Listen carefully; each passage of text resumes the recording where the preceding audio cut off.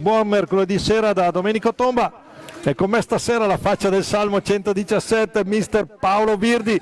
Mattias Cirino, blocco alto laterale, occhio alle punte di velocità del 44 argentino che in questo campionato si è consacrato. Di Francesco Crocco, prova la botta, la risposta di Dimone deve Checchetto manda fuori tempo proprio il 33, occhio a Tremolada, tutta una mano e poi Checchetto deve bloccare centralmente per con Tomba al rovescio, poi Dimone, la stecca è alta, sempre 0-0, perde una pallina sanguinosa Cirino, attenzione, la conclusione chiude con lo scudo, poi Piroli e il Valdagno passa in vantaggio, stava pressando da un po' la formazione di Dario Rigo e arriva il gol del più anziano in pista. 1-0 del Piro su questo assist dentro incolpevole nella circostanza Filippo Dimone. Poi di Cocco gioca adesso molto bene, il Valdagno tra gli spazi. Attenzione!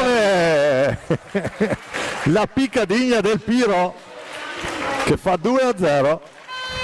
Qui sorprende Dimone sul suo palo perché poi l'ha toccata morbida, secondo me Cirino ha dovuto intervenire Checchetto.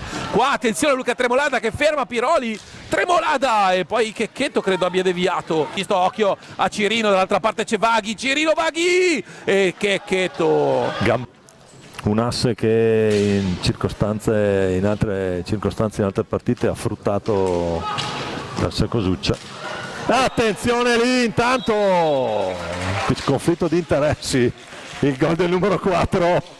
Torna finalmente a segnare una pallina Marco Tomba. Adesso Enea Pasquale invece che può reimpostare verso...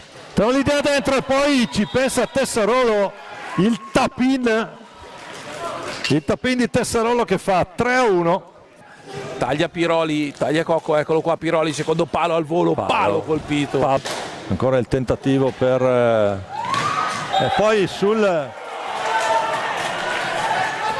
Non so cosa abbia fischiato, fallo. Cirino lo salta ma arriva a Tessarolo, Luca Vaghi è un 2 contro 3, Vaghi in mezzo a tutti, mette la pallina lì, attenzione, e poi Cirino, occasione per il Seregno, la poche a Crosara perché il Valdagno va già di là, c'è dello spazio, Piroli, poi Crosara, ancora Pippo Dimone in pantaglia. Tiene palla, poi va giù.